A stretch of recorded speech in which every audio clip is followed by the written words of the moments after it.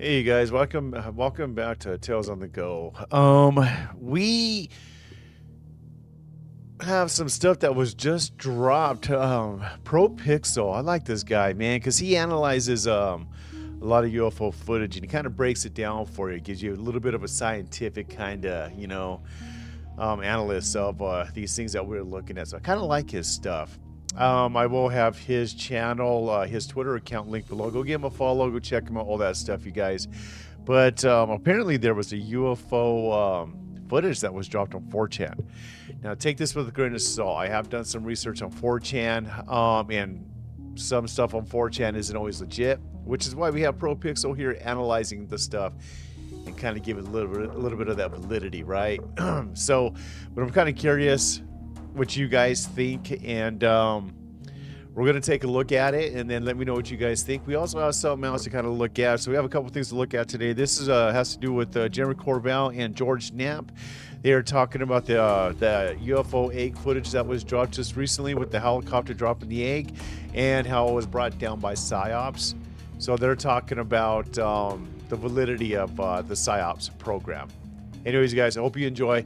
Like, subscribe, share with friends, all that good stuff. Let's check it out. All right, guys, here's that footage I was telling you about in the beginning of the video. This is by ProPixel, video analyst and research. We've actually looked at his stuff before. I like this guy because his stuff that he posts kind of gives you a little bit more of that analytic, aspect of what we're looking at, because a lot of times we're not even quite sure what we're looking at, it's anomalous, but outside of that, we just don't know. So let's check this out and see what he has to say about it. All right, let's get to the pictures that came out. This was posted on 4chan, and the story behind it is just some anonymous person threw it out there. It basically says, it's all going to come out anyway, so I don't really care, is really the tone of everything. He said he was LARPing during this, but honestly, all of his answers were more like, I just don't care, right? If they catch me, they catch me, is the feeling that I got from it. I want to read through it again to see if I can get more of a sense of that, but that was, kind of where I felt it was going and kind of coming from. But even if he was LARPing, I got to tell you, this is extremely interesting stuff. These two images are completely tied together, and they have something not unique to folks who have experienced seeing an object up close and firsthand. Number one, in this right shot, you have what appears to be hieroglyphics on it, and I can probably estimate that it goes all the way across. So this was an interesting find of his. When I first saw this egg, I did not see the hieroglyphics in this shot, but now that I look a little bit closer, you can see the hieroglyphics right there. There's also some more right here. I mean, they're everywhere. When you see hieroglyphics like this, do they remind you of something? I don't know.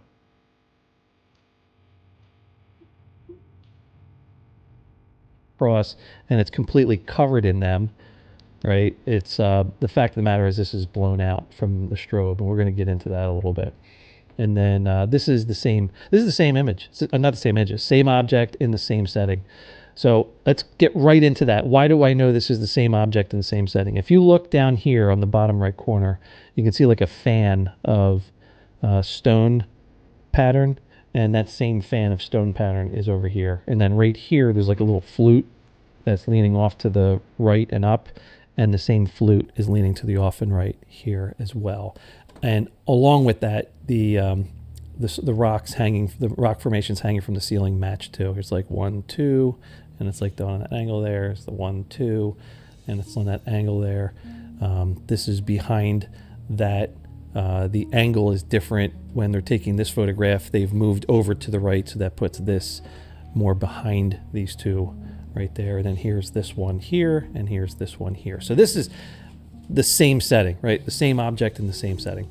And the credibility of these eggs is slowly notching up, right? We've had 2 videos released, and why in the world All right, let's not even go to why. Let's just talk about the pictures. This is, I've done photography for 40 years, right? Actually 38 years. I started when I was 12 years old. And so I know what to look for here. And obviously when I started back then, I did many years of film photography, and I believe this is film. And the reason that is because we have a light leak over here on the right. And this light leak gives us a very big piece of information. Huge. That right there is telling me that this is not fake. Right? It's not AI, because AI is not good at replicating the entire environment over and over again, at least not yet. So there would be some differences there. And whoever would do this, I can't imagine that they would think enough to put a fake light leak in the image. And this leak looks really good. I mean, this is what they look like, right? That is what they look like. That's when that happened to me, and it happened a lot. This is what it looked like. The source of the light, this is an off-camera flash. So this is not a pocket camera. This is somebody came in here with the intention of taking a very high quality photo. So somewhere on the planet right now, these photos exist, and they are extremely high quality. So man, I'd love to see that. But yeah, so the strobe is high and left of the lens, and we can see that by the shadow here. And the shadow kind of looks odd because the terrain is coming in closer to the egg here, so it just closes in on the shadow, so it basically erases it from here in this section. All of the detail in the ground, everything that's facing left is hot, has hot light on it, and on the right you can see it's dark, so all indicating that the strobe is up and left of the lens. Over here, same deal, right? Up and left of the lens. It may be one of these, like, the old school contraptions where you had the camera here and the strobe was on a handle that was up and to the right. It could have been on a stand, but in looking at these, it might be on a stand. It looks like it might actually be separate, because this is a pretty deep shadow if from this distance, if the strobe was closer to the lens. So this is telling me this was really, there may have been actually a stand or somebody helping hold it, or they were holding it with their hand up and high. The fact that this is blown out, right, tells me that it's, obviously there's the flash, and because they were so close to the object and they're running film, they probably had an ISO that was pretty high, knowing that they were going to be in a dark environment.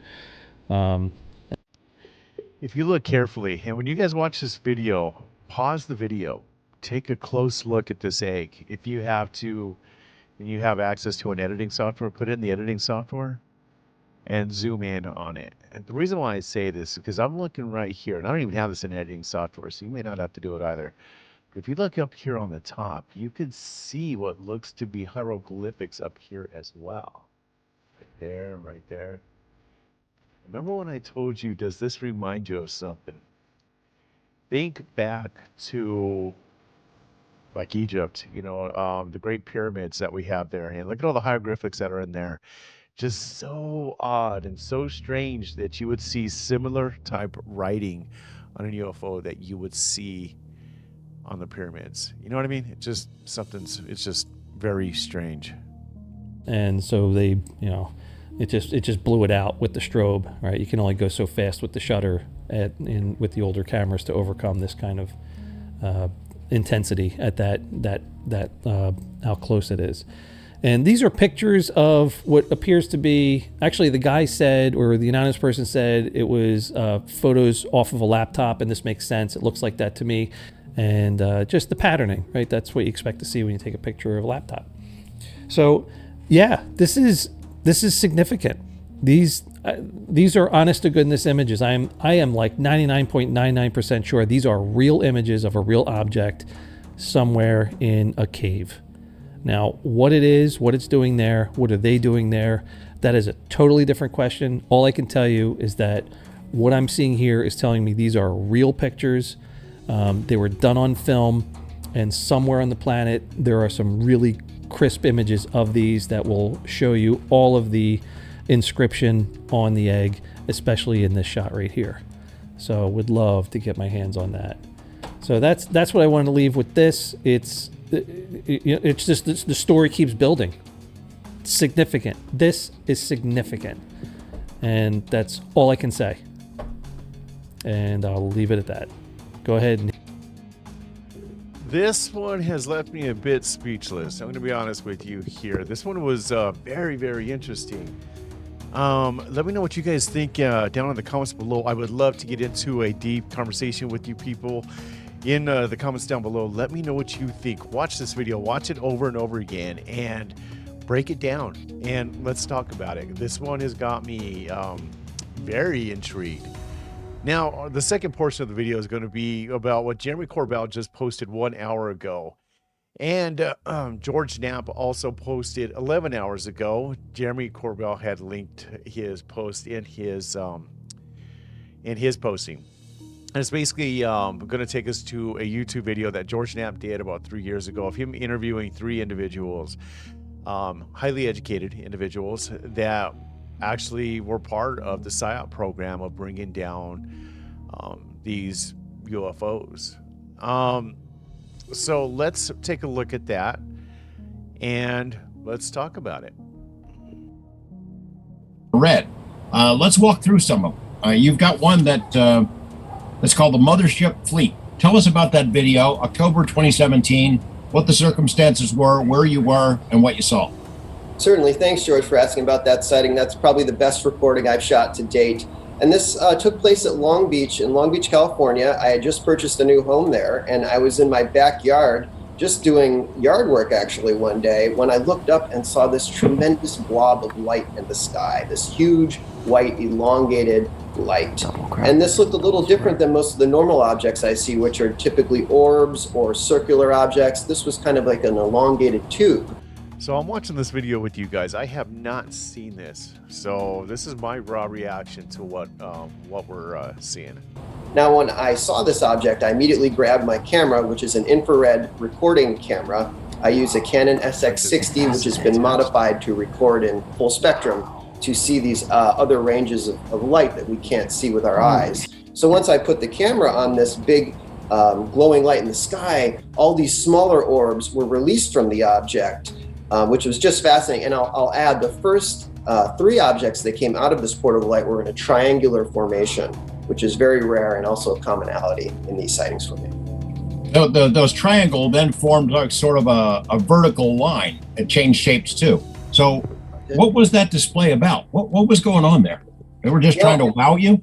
I think it's just, I'm someone who avidly records these anomalies. I share them with the public, and I believe the more that you record them, the better the performances get.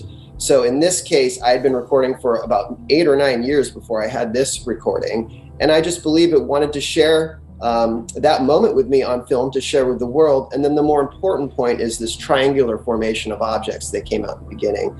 I've had 3 other sightings that were also triangular formations, and that's a way for us to communicate with each other, to know that we are interacting, and it's kind of a basic form of visual display that we communicate with. You had a second one that was another one that's featured on your site, on your website link from March of 2017, these 5 green lights. That video has been shared all over the world. What the heck was that thing? Thanks, George. Yeah, that was a really profound sighting, and it was actually a close range sighting. It was about 50 feet off the ground at my office in Newport Beach, and I saw this tremendously large object hovering right in my backyard of 5 green spears with a black tower on top of these spears. This tower was about 20 feet tall, and it was the strangest object I've ever seen in my life at close range. Now, I had the opportunity to film this very close, but when I put the camera on it and I hit record, my HD card was full. And so I panicked and I started erasing all the files from my camera, trying to capture this anomaly at close range. By the time I'd erased these files, it had traversed across the yard into the upper atmosphere. And that's when I finally got the lens on it. But as you can see, it performs all types of unusual maneuvers. It had spotlights, and it's something I saw at close range. So it looks as though by the time he got his camera going, it was already too far out to get a clear image. That's my assumption of what he's saying. I can verify that it was truly an anomaly. Mikey, what was your sighting? The first one that you felt you pulled in, were you with a group? Does it work better with a group? And can you describe what it was that you saw? For sure, George. The first one had to be, well, the way I got introduced to this entire practice, you mentioned the prophet. Jeremy Corbell, who's a luminary in the field of ufology now, he was approached by a young man who claimed that he could summon UFOs. And when he used the Hebrew Bible, which is what the prophet would use to engage with them. So Jeremy thought, Mike, you really need to meet this guy. That's interesting. So they're using the Bible to link telepathically with these UFOs? What the heck? After they had a few sessions together in which the young man had summoned and then an object had appeared. So we got together, and I think a lot of what transpired in our interaction with one another, we didn't get any orbs when we summoned together, but he introduced me to the idea that this was possible. And a lot of people say that seeing is believing, but I think in this case, believing in certain ways is seeing. It's once you open yourself to the possibility it can happen, then you'll start to notice that it does happen. So a few weeks later, I was just on the telephone with a producer that I was doing a project with, and for whatever reason, I decided to go outside. I just had a sense that, I don't know, I wanted to look at the sky. And just out of the middle of a massive sky, I managed to pinpoint on this tiny white dot. We like to say they look almost like off-duty stars. I only see them during the day. Jim is a master summoner who gets them both day and night. He's amphibious that way, but I get them during the day. And it looks like a tiny, glowing, self-luminous, metallic orb. And at the time, I called Jeremy, and he happened to be filming at the moment with John Lear, the godfather of conspiracy. And I told him, Jeremy, I'm seeing one of these things. I'm looking at one. And other people were walking down the street, and they're like, what are you looking at up there? And then I pointed, and they said, how the hell did you even see that? I just kind of shrugged. But coda to the story was that John Lear said, Mikey, tell him to come to John Lear's house in Las Vegas, Nevada. They know where I live. And he got out of his chair and went outside to the yard, and he started looking up. To the best of my knowledge, they did not visit him in Las Vegas, but that initiated me into this entirely new form of engagement with the atmosphere. Well, I can confirm part of that story. They do know where he lives. Alpha, are you the one who had a sighting underwater in the Greek island? Can you tell us that story? This might be my most important sighting, just because it sort of removed any possible doubt of what I was seeing was linked to consciousness or not. So we were at a low moment with Mike because we had just purchased a brand new equipment, and we were getting a lot of balloons. And as I said, we've always been very diligent in being able to remove some of those variables to make sure that what we're seeing is an actual anomaly. And at the time, I'd planned to leave for Greece, and I know I was going to a destination that I've been going for many years, and it's very, very far away from any sort of. It's a no-fly zone, first of all, and there's no balloons, in the hundreds of thousands of miles around. And I just decided to do my technique there, but as a twist, because I had already had some, luck with it. I decided to just free dive, go underwater. I was stable. I was holding a line that was shut down to around 40 meters, so around 100 feet or plus. And I was in a substantial depth where I could kind of peer out in the blackness. And I'm pretty good in the techniques. I stayed roughly for a minute underwater. And within those first 30 seconds, sure enough, out of the blue, it popped in exactly the same way it pops in the sky, but underwater. And I made everything. I made sure my mask was clear. I blew it out again. I blinked. I tried to make sure, change angles, see if I'm not seeing things. But it's a fixed point in the bottom of the ocean or near the bottom of the ocean, not moving, just right when I finished my meditation technique. So that to me removed any sort of doubt for if these things are linked to consciousness or not. Jim, I know a lot of the videos that you have captured, they start out of these small orbs. They would be hard to see up in the sky unless you're really paying attention. And then they morph into something big blobs and sometimes spit things out. Do you think that they're up there all the time, or maybe down here among us, not just in the sky, and we're just not looking for them? We're not using infrared to try to discern them. I think that's right, George. I think they are around us all the time. They likely live in the upper atmosphere or in the oceans. And I think they're outside of our visible range of light. So if you're not looking for them or you're not utilizing, looking for them with infrared equipment, you will just not notice how present they are around us. And the more I've recorded, particularly with using infrared, the more shocked I've become just at how present they are in our atmosphere. And again, I want to make the point that I believe a lot of these UFOs are biological life forms that I think live in our upper atmosphere. And I think there's two types of UFOs: machine UFOs that are intelligently engineered with maybe alien hardware, then some kind of natural life form that is yet to be discovered. And the last thing I want to close on is Kenneth Arnold, the founder of the term, he coined flying saucer, came to the same conclusion.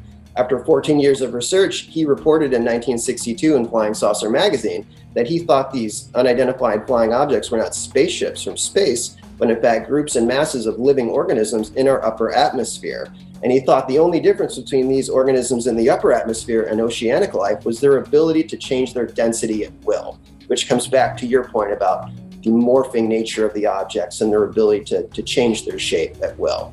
You know, a couple of years ago, I mentioned this when we spoke a few weeks ago, that I saw this article, the New York Times article. I think it was reprinted in the LA Times, I thought, and it's talking about summoners, and there's a photo, and I'm thinking to myself about the article, oh man, this is going to be ugly. This New York Times is going to carve these guys up. And then I look at the photo, it's you guys. And tell me about that experience, Mike, in dealing with that New York Times reporter. I would think all three of you would be very reluctant to invite somebody like that into this experience because you. All right, guys, that's all I'm going to play with that particular video. I just wanted to give you guys a snippet of it. I'm going to have it linked in the description down below. Go check it out. Watch the whole video. Let me know what you think. Let's discuss in the comments. Let's also talk about the egg in the beginning of the video. Let's talk about the hieroglyphics that are actually on the craft itself, because I find that extremely fascinating and somehow weirdly tied to our own culture. You know what I mean? When we look at the Great Pyramids. Anyways, like, subscribe, share with your friends, do all that good stuff, and let's talk about this. Peace out, you guys. I'll see you in the next video.